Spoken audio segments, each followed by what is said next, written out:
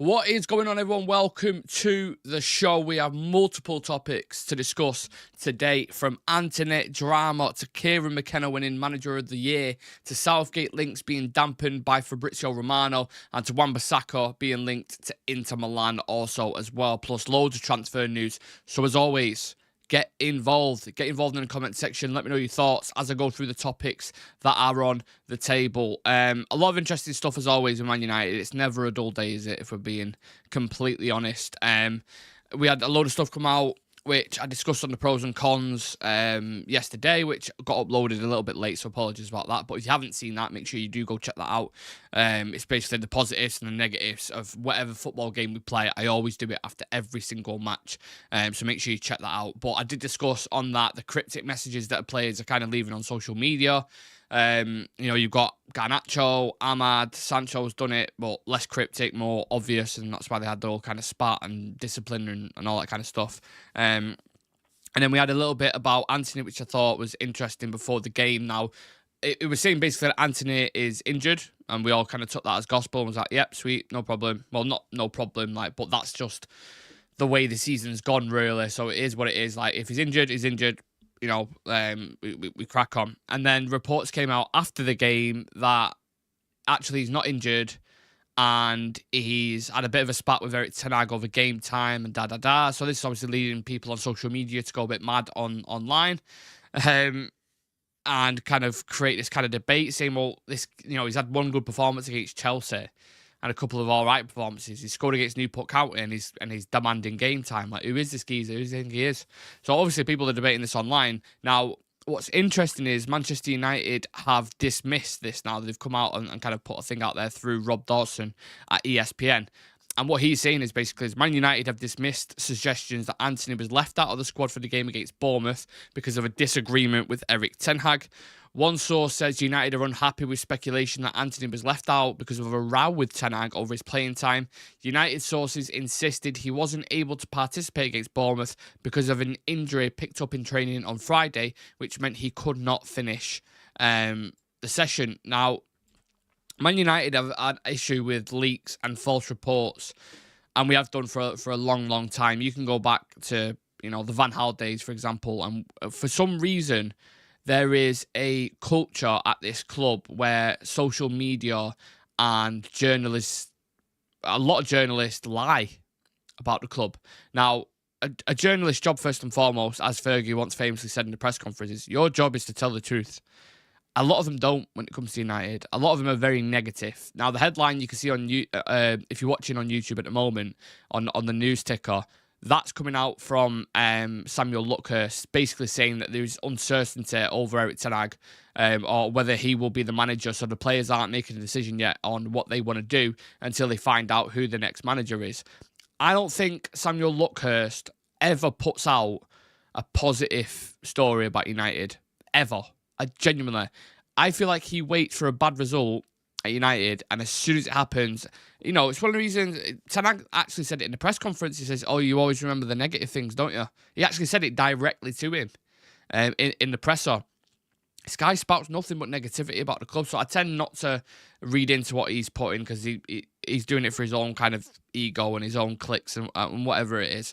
But that's what he's put out there, basically saying that the players are waiting to see what happens with the manager. Obviously, they're not going to leave if I don't know, for example, if De Zerbi comes in and they feel like these tactics and playing style suits their needs more, then they'll probably look at it and go, you know what, I reckon I could do well in this system. Or do you know what I'm saying? So there's a lot of variables whether the manager leaves or not. But likewise, journalists putting stuff out like this, like I said, Luckhurst always puts out negative shit. Always. A bit of a bad language there for an afternoon, but he does. Are you Erik ten Hag in or out? I'm out at the minute. Yeah, I'm struggling with the style of play. I'm struggling with a lot of things, but I'm also the players out as well. I think a lot of the players should go. I think Marcus Rashford's overpaid and overrated. I think Casemiro needs to go. Eriksen needs to go, even though he's not been playing, but it's obvious he needs to go. He ain't got the legs anymore. And there's a lot of players that need to go, to be honest with you. So it's not just the manager. We need a full sweep up again, which we've said after every single coach, haven't we? So yeah. But even if we're trying to play, devil's advocate and say, all right, let's say if Antony, for example, this did happen and he was pushing for game time and he was unhappy, which you could see is a fiery character. You can tell he wants to play every minute of every game. He hasn't warranted it. He hasn't played better than Garnacho, who plays the majority on the right-hand side. Ahmad can't even get a look in, and he's looked decent whenever he's come on. Antony's had one good game against Chelsea. One good game.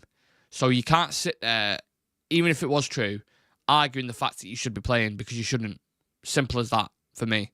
The relationship between him and the coach does seem quite strong from an outside kind of perspective. It's obviously his guy. He brought him over from Ajax for a lot of money, so I didn't really see much at the time in it that's to suggest that these two have been going at it and they're unhappy with each other. And let's be honest, it's not really that significant because he's done nothing all season. So even if they did have a spat, it's kind of like, it doesn't matter anyway, because it's going to be Garnacho, Højlund and Rashford. That is his front three preferred.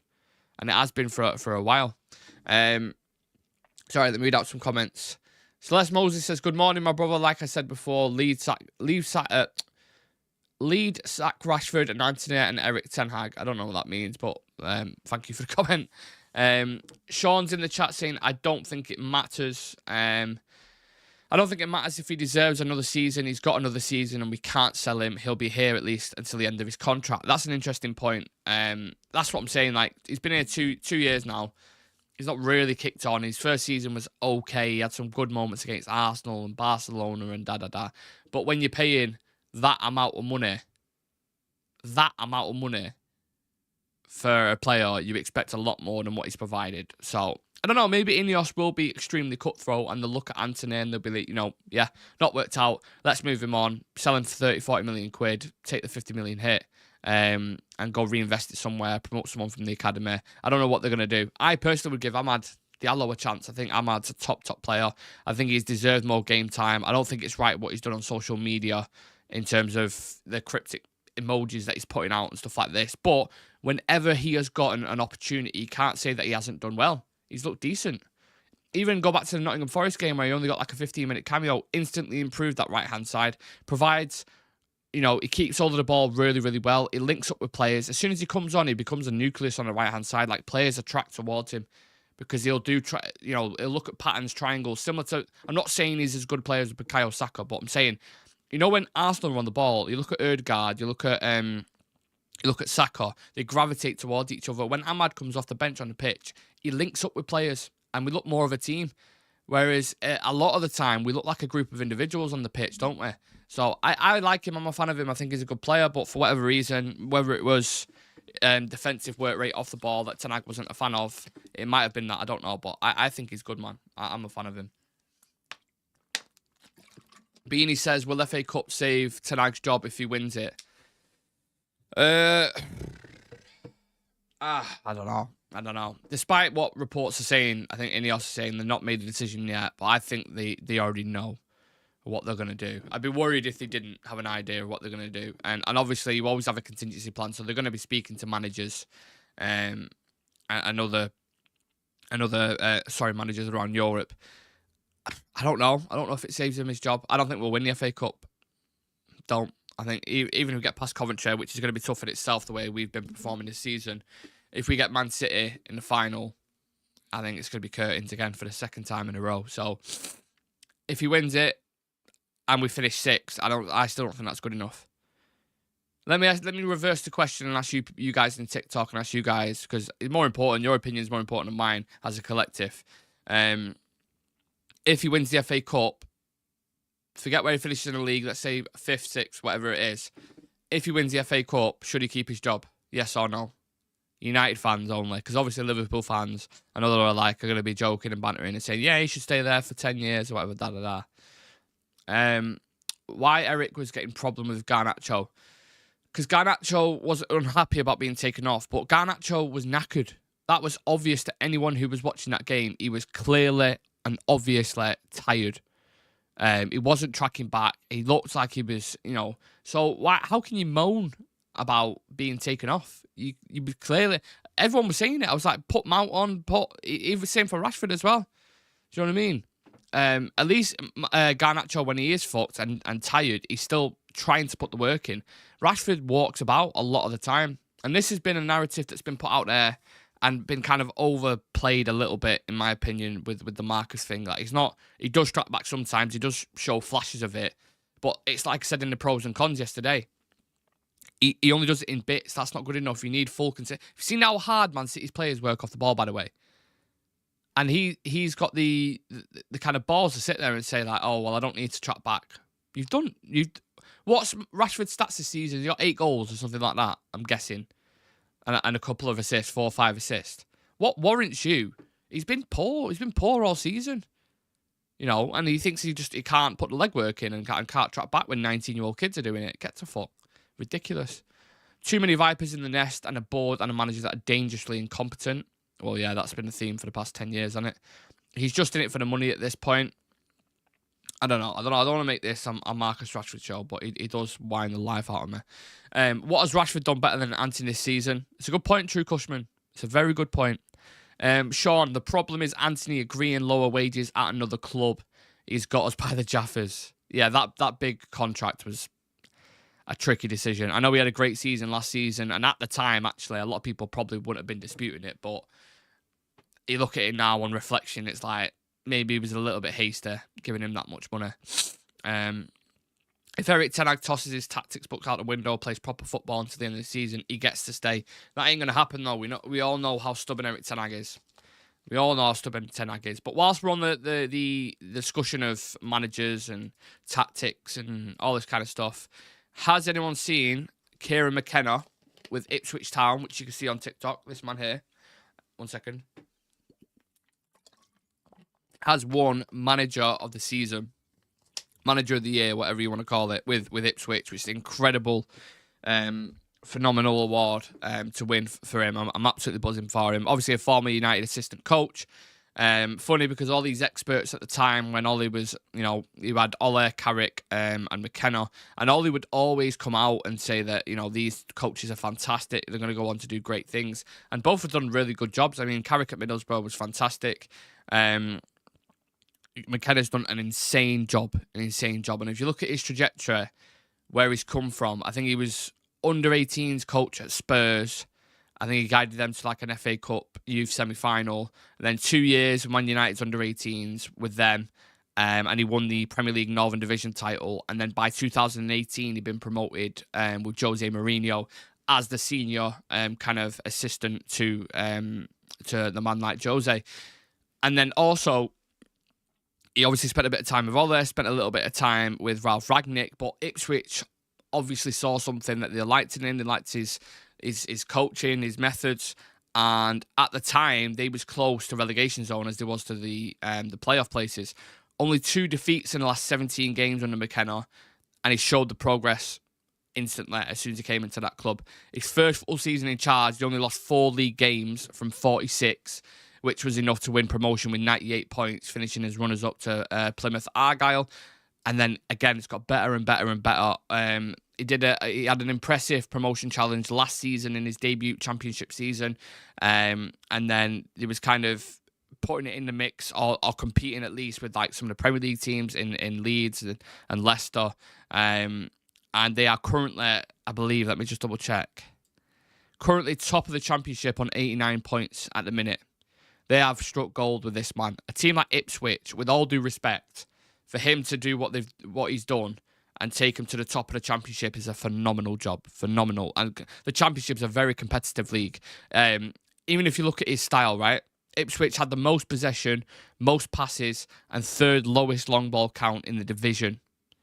A short passing style, quick tempo. He's got the best out of the players that are there. The fan base love him. The players love him. I'm happy for him. Football is not only about stats. I know I'm not saying all about stats, but I've watched Ipswich as well. You know what I'm saying? I'm just throwing you stats out there because some people do like stats. You're not the only viewer in the chat, so I'll give you a wobble, mate. But yeah, happy for him. Not saying he's gonna fucking win Champions Leagues or whatever, but he has done, despite what people might say and people might argue and dispute, he's done a really good job at Ipswich. You know what I mean? Even if Ipswich don't go up, I hope he stays and grows there. Match made in heaven. Yeah, he's been really, really good. You think he stays if Ipswich, if we don't go up? Depends what clubs come in for him, innit? depends what club's going for him. I think he should, personally. Whether he does or not, I don't know. User 694 says Man United needs Southgate. Right, let's talk about Southgate then, because that was my next topic. So you kind of give me the perfect segue in there. And I'll also get into a few more comments on YouTube. So please do leave a like on the video for us and subscribe to Real Reds Talk. If you're live in TikTok, the link is in the description. Come and check us out. We're live every day from 12 o'clock, and we also have shows at 7 as well. And then we have pre-match, post-match, pros and cons, tactical analysis, loads of different types of videos. So yeah, if you do like football content, then come and check us out. Gareth Southgate. Romano has put out a fire on the Southgate rumours, which have been flying about a lot recently. And to be honest, it's mainly been put out there by fucking Goldbridge to ease his agenda with the manager, because he is stuck by the manager, which I have no problem with whatsoever. But he's getting to a point where he's got nowhere to turn now to say, like, oh, I was wrong about the manager. So now what he's offering as, like, a counter-argument is, oh, so what do you want Southgate? Like, let's be clear. Is Southgate the only manager out there? No, he's not. There are other managers there that are available that are more competent than Southgate. So this kind of argument that's being put out there saying, oh, so we get rid of Ten Hag and we only get Southgate. Southgate ain't the only manager, mate, in world football. There's loads of other ones. You know what I'm saying? And I know the Goldbridge fan base, and I'm not even blasting Goldbridge. What he's done is incredible with the United stand and his following, and it's amazing. I'm not even disputing that or, slagging him off or whatever it is. I'm just saying this seems to be a narrative that's pushed out there that, oh, well, so we get rid of what we'll do is we'll get rid of Erik Ten Hag and we'll go get Gareth Southgate. And you're like, no, mate, that's not. What I'm saying is, look at the style of play that we have at the moment. This isn't sustainable for the next year, it's not even sustainable for 90 minutes. Do you know what I mean? It's not sustainable. You can't win titles and cups the way we are playing at the moment. We're conceding shots to Brentford, 31 shots. Over 20 shots with Bournemouth, over 20 shots with Luton. What team can win stuff based off that platform and this chaotic, transitional style of football? We can't. So obviously we're going to be looking at other managers and other solutions. I don't know how we got into this, but Southgate, yeah. Anyway, I'm going off on a tangent here. Romano has said there is no contact between Manchester United and Gareth Southgate. Now, I know Ineos admire him or like what he's done with England. Obviously, there's a link with Dan Ashworth as well, because he worked at the FA. So they probably know Southgate really, really well. But in reality, it's been blasted into another atmosphere, this story. People are putting 4 and 4 together and they're getting 9. Managing England, seems very, very happy, has no experience winning things in league football. I mean, he was a manager at Middlesbrough for, 2-3 years and got relegated with him, did okay in the first couple of seasons. So, look, I've never understood this Southgate thing, personally. It's not, for me, I don't want to speak for everyone, but it doesn't seem like, from the general consensus that I can see, that people would be happy with this appointment, and trying to sell that to the fan base I don't think would work either. The players that we have at the team that some people want to move and sell on, like even Maguire's been really, really good recently, but you can't play him in a high line system, like Ten Hag's even said that before. Marcus Rashford has been neither here or there, and we know Southgate has his favourites, and these kind of players would probably stick at the team, like your McTominays, your Rashfords and Maguires, and maybe people would be happy about that, but I don't think Southgate is a needle mover. I think he could probably get us from 6th to 4th, let's say, and maybe sort out the dressing room and the kind of camaraderie. I think he could sort that out, but I don't think he can win league titles. And for me, you should be bringing in people who are striving for that and can and have the experience in doing that. 4th isn't good enough, man. It's not. That's why I'm saying, even if we win an FA Cup and finish 6th, I don't give a shit. That ain't good enough. Not at all. Because we've regressed. We won a Carabao Cup and finished 3rd in our first season. After that, you want to challenge for a title, go far in Europe, and maybe win another trophy. After that, you want to go win a league title. Do you know what I mean? Like, there are steps and there are progress to be made, which isn't happening. So you have to look at it like that. I've give Ten Hag excuse after excuse after excuse after excuse after excuse. He's got his players fit and available. He's not got this guy's. In reality, yesterday, I think Neville made a great point. 9 of them players that were in the team, not yesterday, when did we play Bournemouth? Whenever it was. 9 of the players that were in that team would start. Garnacho, Rashford and Højlund is Ten Hag's main front three. Mainu, Casemiro and Bruno Fernandes are Ten Hag's main midfield three. I think we all agree with that, yeah? Then Luke Shaw and Lissandro missing from the back line. That's fine. Maguire or Varane, neither here or there. Probably Varane, though, would be in the team if he was fit and available.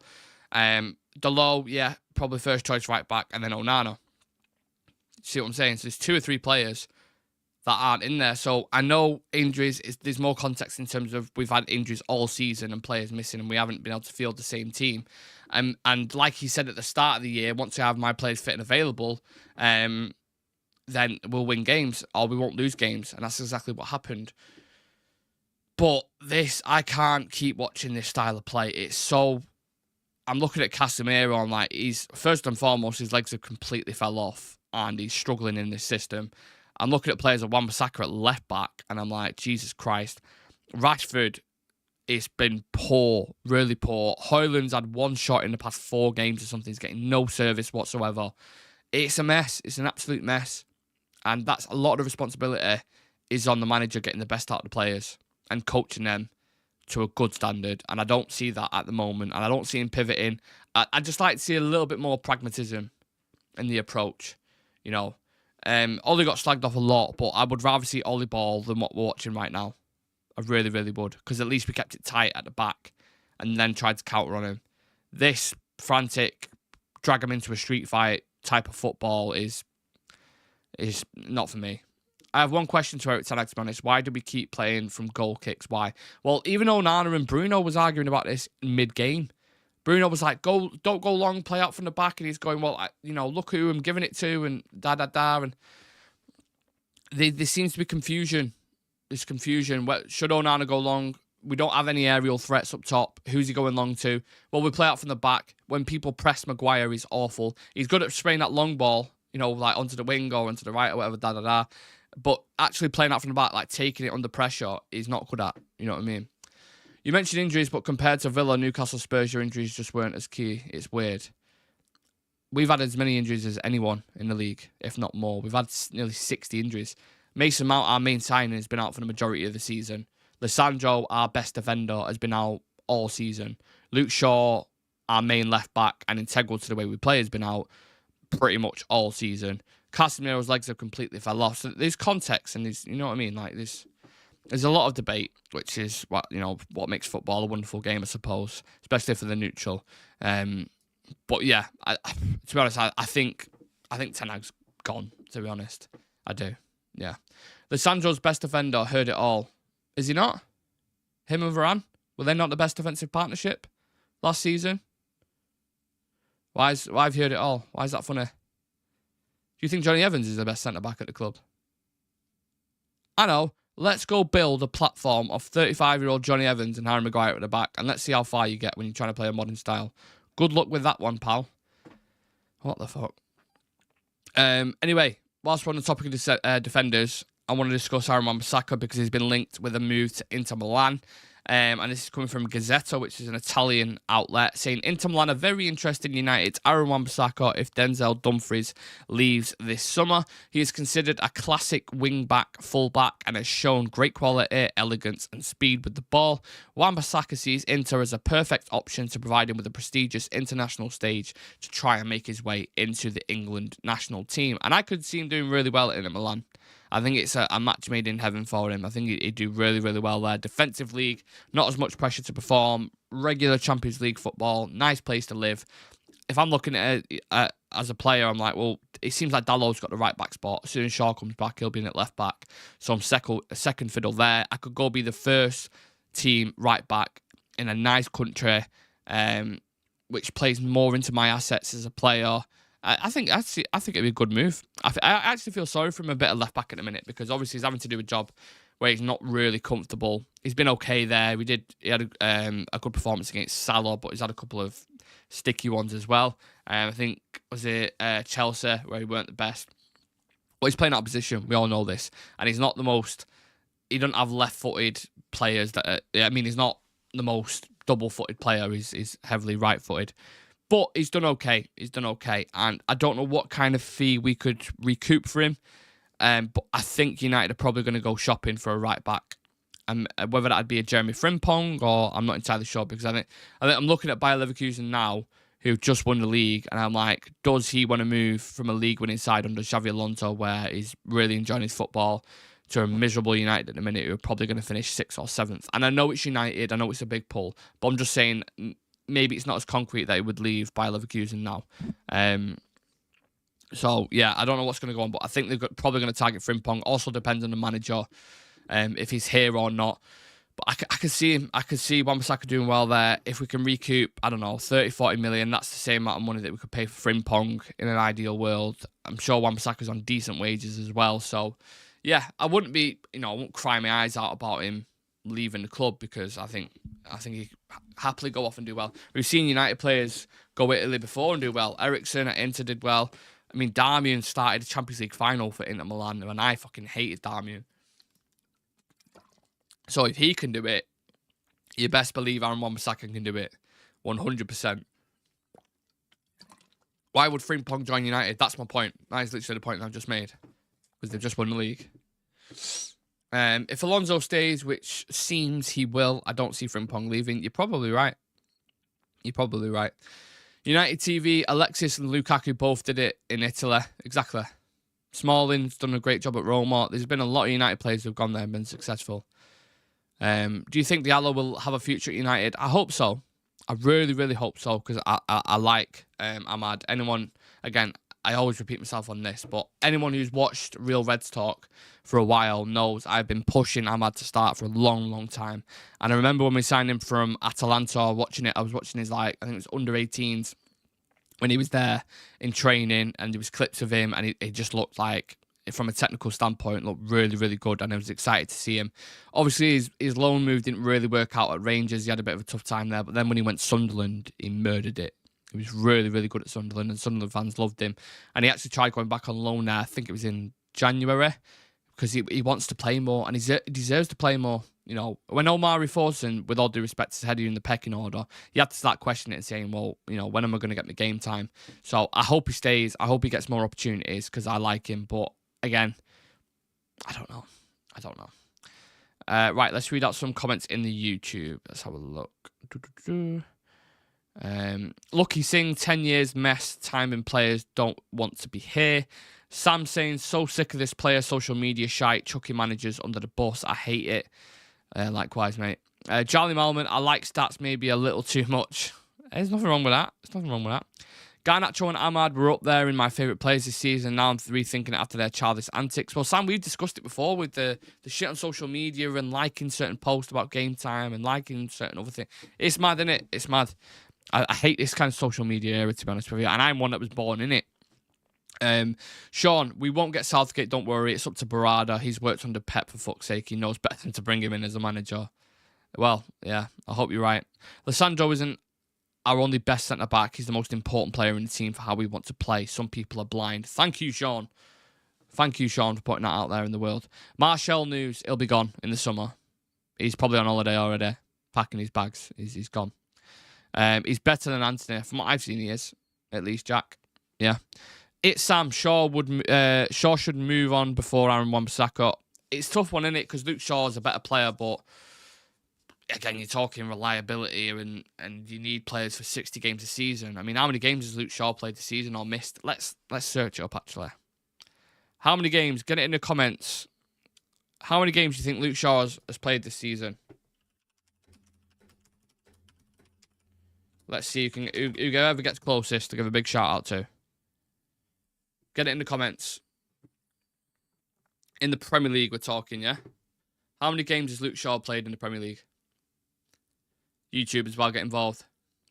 And keep smashing that like button on the TikTok as well. Let's get some more people in here, if we can. Prem, 17, 9, 8, 12, 18, 8, 7. You're all very close. Very, very close. He's played 12 games in the Premier League this season. 12. I think he's going to maybe play a couple towards the end of the season. So you're talking, let's say, 14 or round it up to 15. That's less than half a season that he's played. at the club. I think since he's joined about 9 years ago, I think he's actually our longest serving player. Yeah, Luke Shaw's our longest serving player at the minute. But I think he's only been available for 60% of games since he's been at the club, which is madness, isn't it? Yeah. So 16 games in the first season, 5 matches in the next, 11, 11, 29, 24, 32, 20, 31, 12. So it has been all over the place. It's a tough one with Shaw because I do really, really like him, but it's getting to a point where you can't rely on him. Availability is the best ability, innit? I said 25% bang on if you don't play again. Kobe Mainu going to be a star. Yeah, absolutely. Please do smash a like on the video for us if you can, if you haven't done already, and subscribe to Real Reds Talk. We've got lots of stuff coming up on the channel. We've got some interesting guests who are going to come on, hopefully. We're in talks at the moment, like it's a transfer or something. Our next game's obviously Coventry on Sunday, so we'll have the preview for that on Friday. But we've got loads of stuff. So yeah, make sure you always join in. Make sure you get involved in the comment section. That is what we love the best. Tenag in or out? Out at the minute. I like him. I really do like him, but I've made enough excuses for the man so far, and I can't defend him anymore. The ability is there, which is annoying. Is Williams getting much time at Ipswich? I don't think so, no. I think he's had a couple of issues. I mean, I'm not saying he's not played loads. Like, I don't think he's played a lot of games there. He's played some, but I think he's had a couple of issues there with injuries, and he was going to send him back at one point. Let me just double check his stats, how many games he's played. I'm sure there was something to do with that. They wanted to send him back to United, something along the lines of that. 15 games he's played in the Championship. Actually scored 2 goals for him, which is funny. He's just played 15 games for Ipswich. Do you know what it was? I used to like Brandon Williams. Or when he got that kind of stint under Ole Gunnar Solskjaer, I liked him. He was playing for the badge, looked aggressive in his play. A right-footed left-back, which I always found bizarre, but I thought he looked the part. And then he had, stuff off the pitch, seemed a little bit cocky. Yeah, I don't know. Just didn't really rub United fans the right way, I don't think. Tanag in for me the whole time. We can't sack another manager. We need to stop this sacking shit. I hope I'm wrong. I don't want to see any more of this football. I'm watching my rivals in Liverpool, Arsenal, and Man City, chasing the title despite the results yesterday, which I thought was hilarious. But I'm watching the rivals, fighting for a title, and we're talking about if we can scrape 5th. If Tottenham lose a couple of games, maybe we can scrape 5th. Like how we have fallen, it's ridiculous. Just an update here coming in from Ben Jacobs saying Man United remain optimistic of getting Jason Wilcox in time for this summer. Southampton want in excess of 12 months' salary to prevent a year-long notice. Talks to continue this week and could move quickly. So that's the latest update we have on Jason Wilcox and movement up at the top under Ineos. Right, I'm going to leave it at that, guys, unless you have any more kind of topics you wanted to throw in there. If we get Southgate, we're finished. English media love pushing these English managers on us.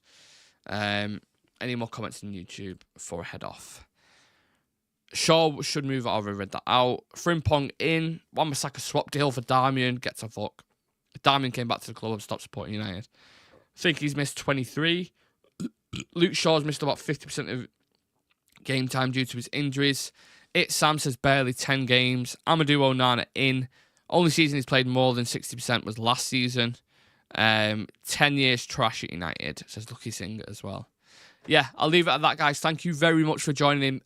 Don't forget, every day, 12 o'clock, come and join me on here. Come and get involved. Community is growing every single day.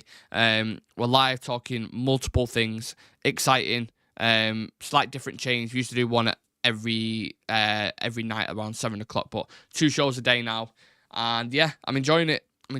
There's always something to talk about with Man United, isn't it? That's the thing, I suppose. And we have a big FA Cup semi-final this weekend. So turn on that notification bell if you can on YouTube so you don't miss a live show. Subscribe to the Real Reds Talk. Click the link in the description if you are.